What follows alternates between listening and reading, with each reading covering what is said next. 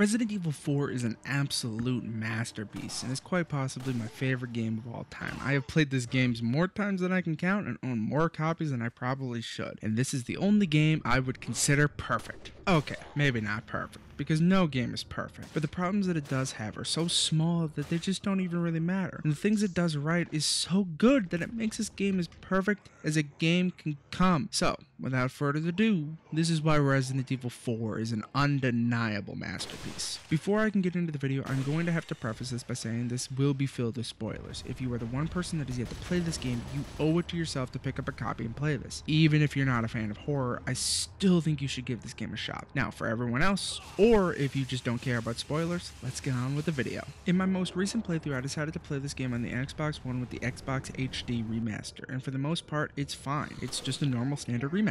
The game plays great, and there's really little to no glitches at all. But for whatever reason, the game does drop down to 30 frames per second during some of the reloading animations, with the rest of the game running at a pretty solid 60 frames per second, and like a lot of other remasters, they didn't remaster the pre-rendered cutscenes, so it's always a little jarring when one of those pops up, but it does look and play fantastic. So this is a very good way to play the game. This is not one of those Silent Hill 2 moments where any HD port of the game is just the new definition of god-awful, making the only real way to play that game is to drag out the old PlayStation 2, but here, any system you play this on is going to do you just fine. And with this game playing as well as it does, it also looks fantastic. The art design is nothing short of amazing, and this is one of the most atmospheric games out there. This game just oozes with this thick and creepy atmosphere, especially in the village and lab parts. The game has some of the most disturbing imageries in it that really cements the idea that there's something very wrong going on here, such as people being impaled on the wall with a pitchfork, gross moldy and maggoty things just lying around the place, and even people growing big disgusting parasite things out of their bodies.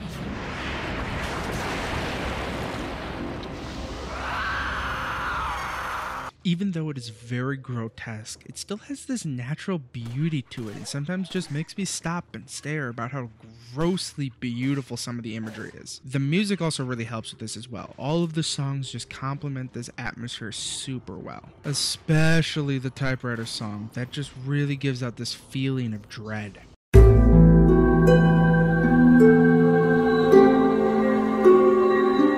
As well as the one you get when you know that you're in a safe zone.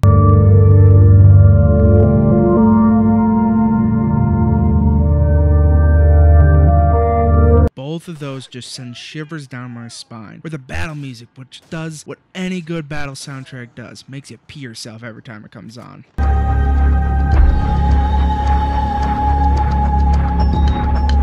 I'm just going to go ahead and make this bold statement. I think this game quite possibly has the best atmosphere of any game that I have played. That feeling of dread and loneliness is just so thick and well done that I feel like I'm right there with Leon exploring this weird messed up village, castle, or lab. The part of the game that I think does this the best is the lab in Chapter 5, almost entirely because of the regenerators, which are these gloopy, globby sacks of gray, creepy things.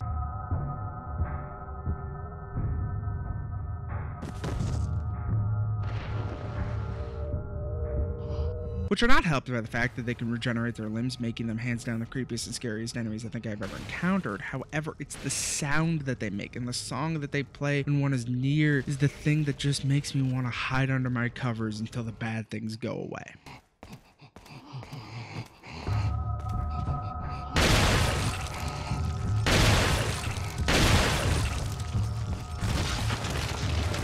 The weird thing about this game that even though it is very creepy and is still very much a horror game, even though there is a lot more action focused than a lot of other survival horror games at its time, this is also one of the funniest games that I've played. Leon is the most snarky, witty, one-line throwing main protagonists ever, and God, I just love him. I've been expecting you, my brethren. No thanks, bro. I've sent my right hand to dispose of you. Your right hand comes off? Are you out of your mind? I knew you'd be fine if you landed on your butt. I just love his interactions with the main antagonists, especially Salazar. On top of Leon just being a B-movie protagonist, this game also plays a lot like a B-movie, with some of the things in this game just being stupid, such as a minecart roller coaster, having to fight the Loch Ness Monster, getting into an overly climactic knife fight, or my personal favorite thing, being chased by a big concrete statue of Salazar.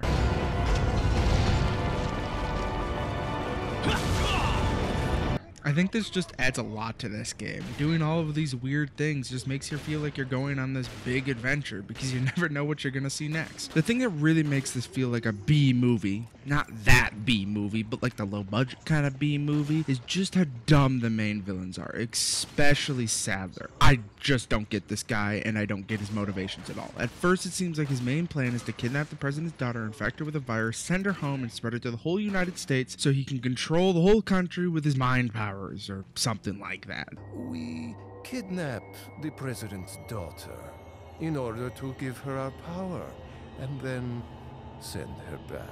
And then it is revealed in a cutscene with Sadler that he's also trying to get ransom money from the US as well. But before that, I thought I might bargain with the president for some donation.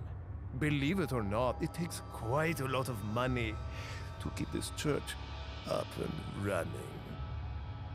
Okay, fine. The thing I don't get is why not let Leon escape with Ashley? Think about it. Sadler's main plan is to infect the whole US with the Plaga, right? And the ransom plot is just a secondary motivation. So, if I was Sadler, I would just pretend like my main plan was to get the ransom is to not raise suspicion, put up just enough of a fight to try to stop Leon so it doesn't seem suspicious, while still being super careful to not kill either of them, let them get home, wait for the Plagas to mature, and then do whatever you wanted to do, and no one would be any the wiser. But what you absolutely don't want to do is tell Leon the entire plan for no reason. That is just a whole new definition of stupid, and naturally that's exactly what he does. Seriously, this is the dumbest thing ever, and I love it. That cutscene is just hilarious and had me facepalming and laughing at the exact same time. I really think this is what the game was trying to go for. The game never takes itself too seriously, and it's kind of what gives it its charm, and is just yet another reason why I love this game so much. The game even makes fun of itself at one point, where Leon is fighting Krauser in this overly climactic knife fight, and right in the middle, Krauser just starts spouting exposition about what he's doing here. Catches himself about halfway through that, says, "I've said too much," and gets right back to trying to kill Leon. All for Umbrella's sake. Umbrella? Almost let it slip. Enough talk. Die, comrade! Even though this game does feel like a B movie at a lot of points, it doesn't ever jeopardize the horror side of the game, and it does play a pretty good balance between campy dialogue and set pieces and genuinely effective horror. And this game does have a lot of scary things to it, such as that aforementioned lab scene in Chapter 5, but my personal favorite horror part is when you get to play as Ashley. In this part, you have to find a way to get back to Leon, but unlike Leon, you don't have any weapons, and you have to make do with a bunch of lanterns, which is pretty scary in its own right. However, the scariest part comes from when you have to walk down this dark hallway with a bunch of knights just standing and watching you.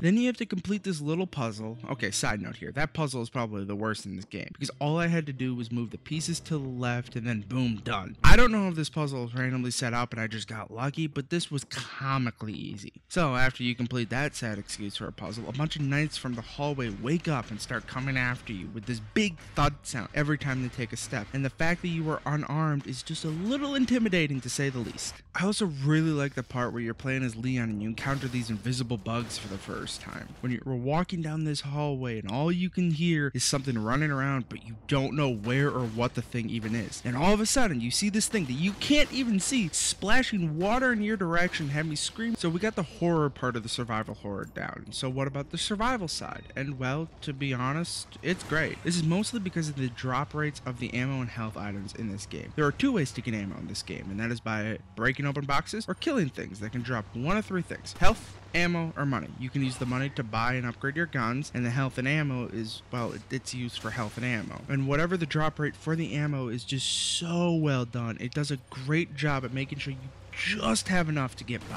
It kind of fluctuates between three different states: having just enough ammo where you are thinking about if you're even going to have enough to get to the next section, to having more ammo than you know what to do with, and finally to why won't this game give me ammo already? And that swing between a lot of ammo to no ammo to just enough ammo is what makes this game so exciting and replayable. First, let's talk about the experience of having no ammo at all. And well, this is when the game is at its scariest. Naturally, when you don't have any ammo, you're going to be worried about how to even get through the current fight that you are in, never mind how you're going to deal with whatever the game game throws at you next. For me, this happened right at the beginning of the game, where the only gun that I was getting ammo for was the starting rifle. And while that starting rifle is good for picking off maybe 1 to 2 people, but trying to deal with 5 or 6 enemies all throwing axes and dynamite at you is well known to raise somebody's blood pressure a little bit. The next state you'll be in is when you have just enough ammo. And while this is the state you'll probably be in for most of the game, this state you won't be panicking about how much ammo you have, you will be thinking about how you're going to get through the next section. And then there will become a point where you have more ammo than you know what to do with. When this happens, you will feel like you're starting to thrive, that things are finally starting to go your way, but rest assured, that won't last. The game will try and succeed in trying to find a way to take that feeling of contentness away from you, and you'll be right back to that state of, why won't this game give me ammo already? But because you know what it feels like to thrive in this game, it will hurt so much more now that you're back to struggling. And this is why it's so important to bring up, because this just kind of makes the game feel like an emotional roller coaster, just like a real adventure, and might actually be the biggest reason why I like this game so much and why I've played it so many times, because it just feels like I'm going on this grand epic adventure to go and save the president's daughter. Speaking of the president's daughter, the whole point in this game and the reason why Leon is there is because you have to go and save the president's daughter. On a surface level, that may sound a bit concerning, and you might be thinking, oh god, this game is just one long escort mission. And I see where you're coming from, but I'm here to tell you, it's not. Now, there are points where she will be with you, but to be completely honest, it's only a small part of the game. For the vast majority of it, you're going to be going by yourself. Ashley is really good at getting captured, and she does it a lot, so you don't really have to worry about her being with you all that much. Ashley! What's going on?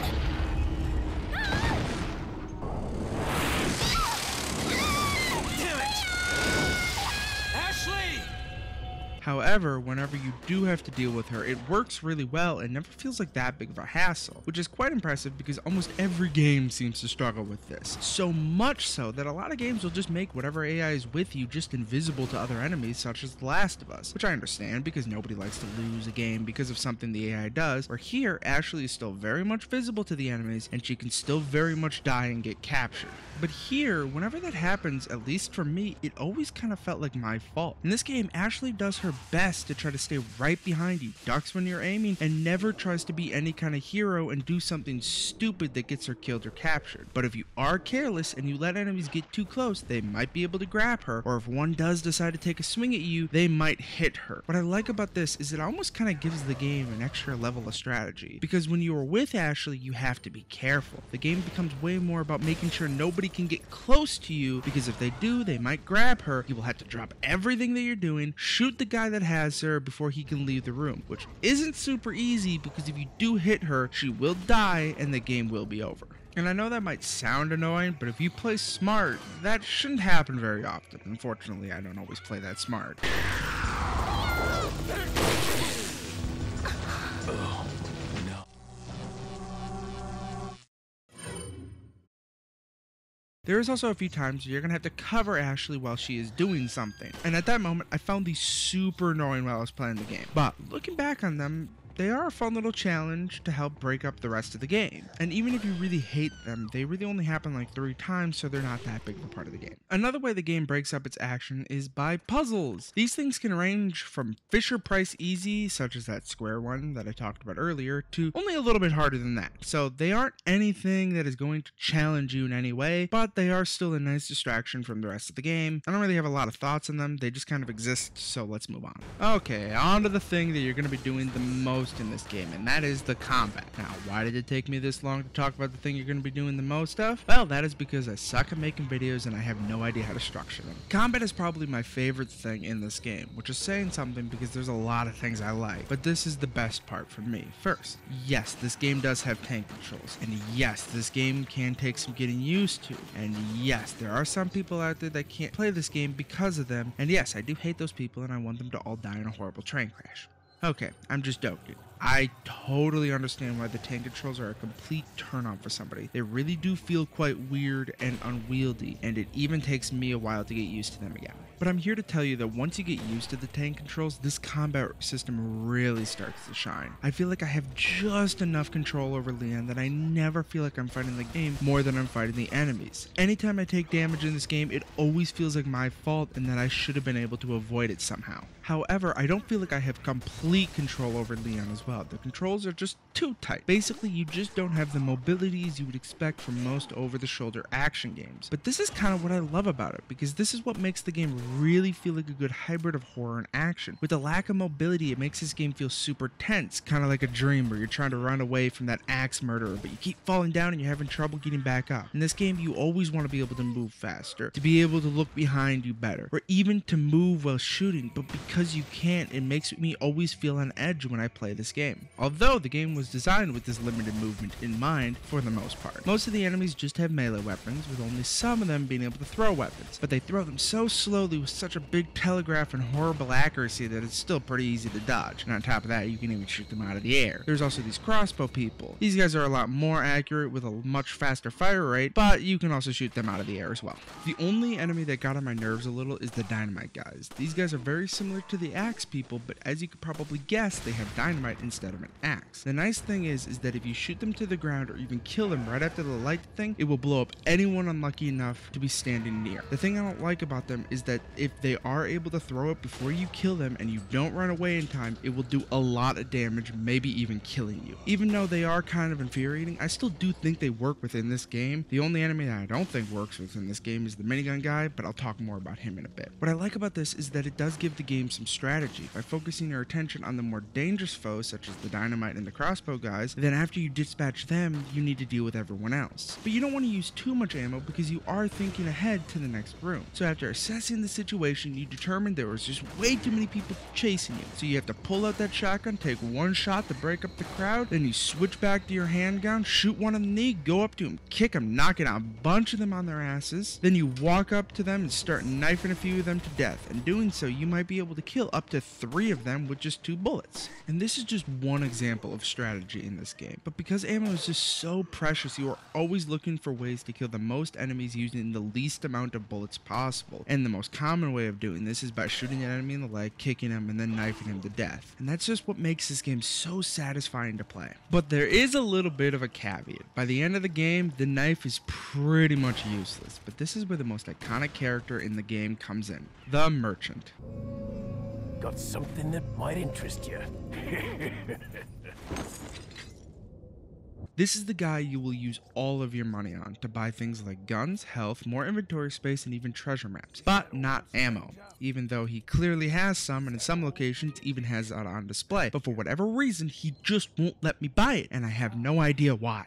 Okay, I do. If I was allowed to buy ammo, it would just mess up the ammo economy in the game, but that doesn't stop me from wanting it when I have like 10 bullets to my name for only just the starting rifle. On top of buying things from him, you can also sell things to him, such as the treasure you've collected along the way, which is a really fun mechanic that I like a lot. Throughout your journey, you will get things that have like 3 grooves in it that you could just sell for whatever it's worth, or you could hold on to it until you find the 3 things that are inserted into it and sell it for a lot more. What I like about this is that it encourages you to explore to find either one of these new treasure things or something that can fit into one of them. Or another one of the fun things you can do with the merchant is that early on in the game, you'll get a note saying that you can shoot these 10 blue medallions and you'll get this special prize. And after doing that, if you go back to the merchant, he will give you this gun for free that I have never used because I've always heard it was bad, but you can sell the thing right back to him for quite a lot of money. But the most important thing the merchant is used for is upgrading your guns, and these upgrades are no joke. They dramatically increase the stats of the guns, and when you upgrade them fully, you can purchase an exclusive upgrade that are super good and can make the Red 9, which is already the best handgun in the game by the way, into a mini shotgun that can kill most enemies in up to 2 hits, or for the striker, which will increase the ammo capacity to 100, which is just amazing. So even though the knife does become less and less useful by late game, the game does counteract that by making your guns more and more powerful so that you'll be able to still kill things with the fewest shots possible. Now this is where some of the genius of this game comes into play. The game knows that you're becoming more powerful and that your guns of becoming much stronger. So to keep things balanced, the game will also decrease the drop rate for ammo to the point that for like a 3-hour period, I had no handgun ammo at all, and the only ammo that would drop was just the TMP and rifle ammo, which are not my go-to weapons at all. So even though I was getting more powerful, I still wasn't even close to thriving in this game. Now, I know I just keep talking about the ammo balance in this game, and I know it's kind of a small thing, but I really feel like it's a big reason why I like this game. It is the reason why this game is so exciting to play even after like 8 other playthroughs, and why there are so many people that play this game yearly, including me. And if they mess this up, it will be nowhere near as fun or replayable, which is kind of why I'm a little nervous about the fact that it seems like we're gonna be getting a remake, but I'll be talking more about that at the end of the video.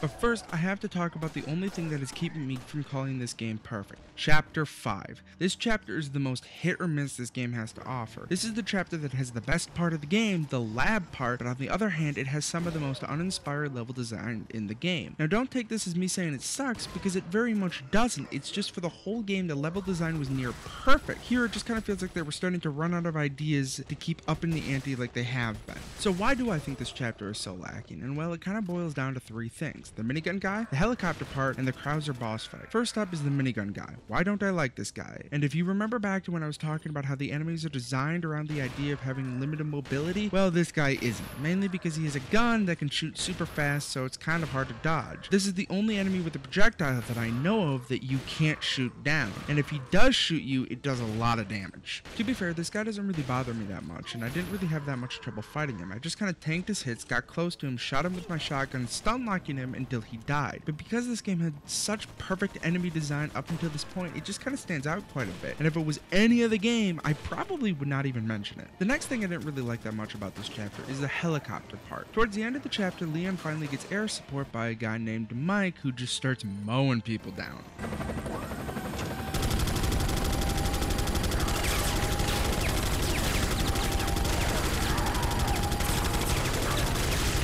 This is the most action part of the game. You are running through this area with everything just dying around you, and it is kind of fun and satisfying at first. But at least for me, that quickly wore off, and I was just kind of left with this part that I just kind of found long, boring, and kind of annoying. My biggest problem is that it just goes on for too long, and it's just not very challenging at all. For most of everything in this part, you can just let Mike deal with it, with the exception of only a few of the standard enemies. And on top of that, this is the only part of the game I kind of got lost in, but that could just be because I'm an idiot. But I think my biggest problem here is that I just found this part boring, and to be honest, that's just kind of my whole issue with this entire chapter, is that it's just boring. I can really feel that the designers were running out of ideas and they were just going through the paces here, with the exception of the lab part, which is only a small part of the chapter, I might add. I don't feel like this chapter did anything new or interesting, and the only thing keeping me going was the combat and to see how the story ended, even though I already knew how it ended because I played this game before, but you see my point. Like I said before, I don't think this chapter is bad, it's just disappointing compared to the rest of the game. However, I cannot say the same thing for the Krauser boss fight. This thing just sucks. The fight starts out well with you walking into an arena, being greeted by Krauser, then he tells you the only way to get out is to get 3 insignias, 2 of which are on the opposite side of the map, the third is with him. So you start walking, try to get to the first one, then every once in a while Krauser will fall out of the sky, you'll have to fight him, which basically just boils down to shooting him as much as you can, trying not to get shot by him, and hitting the QTE button presses when the game needs you to block his melee attacks. So you do that for a while, and then you get to the second insignia, and this is where the real boss fight begins. And this part is just god-awful. The fight starts off with a fun little cutscene with Krauser transforming into whatever the hell this thing is.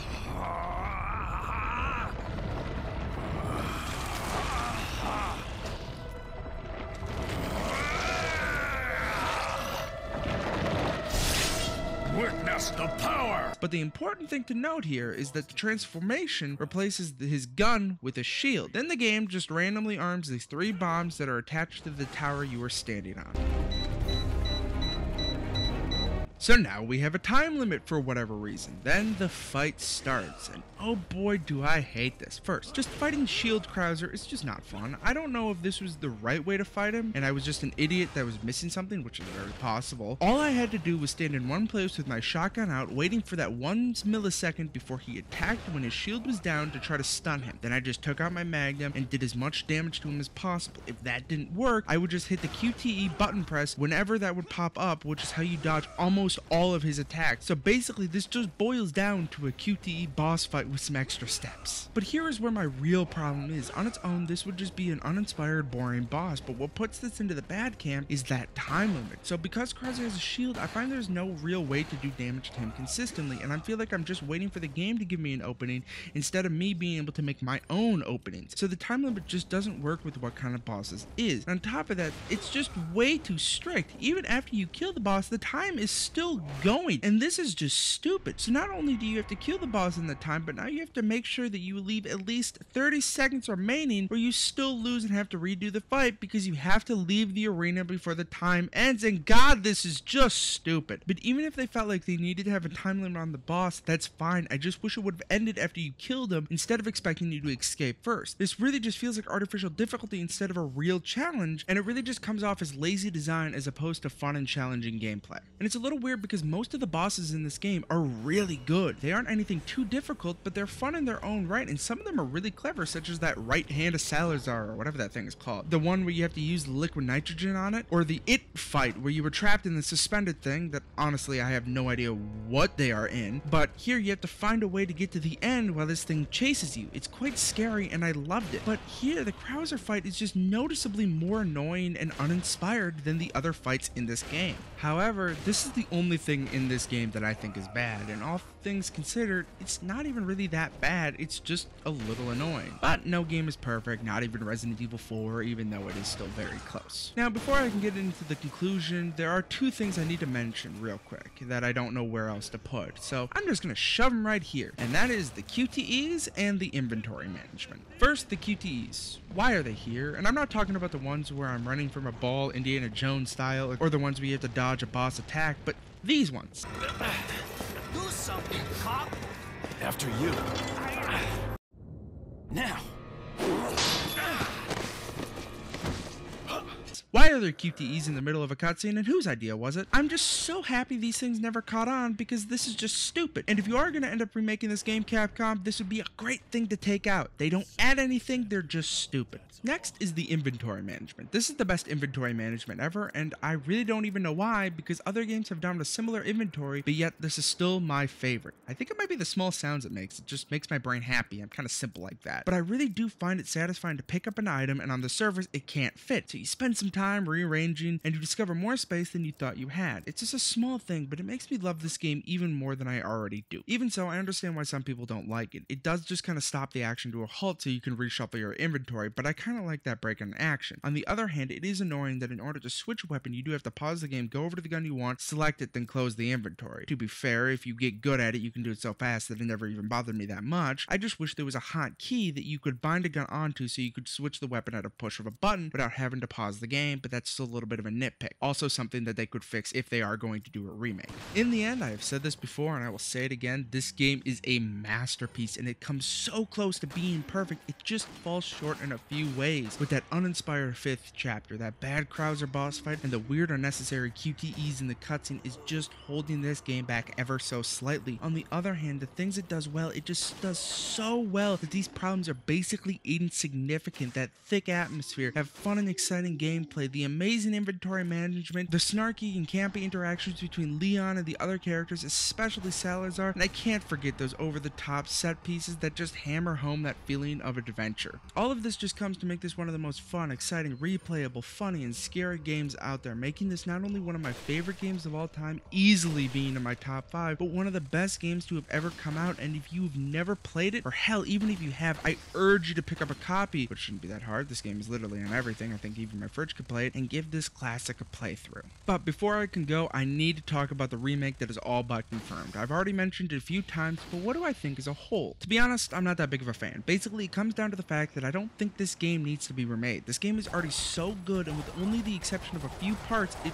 holds up very well. It is more likely that if they do try to remake this game, they're just going to put it right into the same engine as the RE2 and 3 remakes, which is a great engine for those two games, but I don't think it's going to work as well here. I'm worried that whatever big changes they they make, most likely getting rid of the tank controls, it's not going to be as good as the original. And we are all just going to ask, why does this exist and why are we paying $60 for it? There are two kinds of remakes out there. There are the ones that make the original game obsolete, such as the Crash and Spyro remakes, and of course the RE1 GameCube remake. And the second type is the ones that kind of create a whole new experience, so the original still has some value, similar to the RE2 and 3 remakes and the newly released Final Fantasy VII remake, where it is almost more of a reimagining of the original game. My biggest fear is that if they are going to try to remake Resident Evil 4, they're going to go more towards that obsolete kind of remake, and I'm almost positive that the game will not be as good as the original, and there will be no reason to play it over the original. On the other hand, if they go towards the more reimagining type of the game, it might make it a very different experience that might be interesting to see. If they do that, there will be people that don't like it no matter what, but even then, I think it's still a better option than to try to remake a game that is almost already perfect. But the only way to know what they're going to do with it is to wait and see what happens. We can only hope that it'll be something great.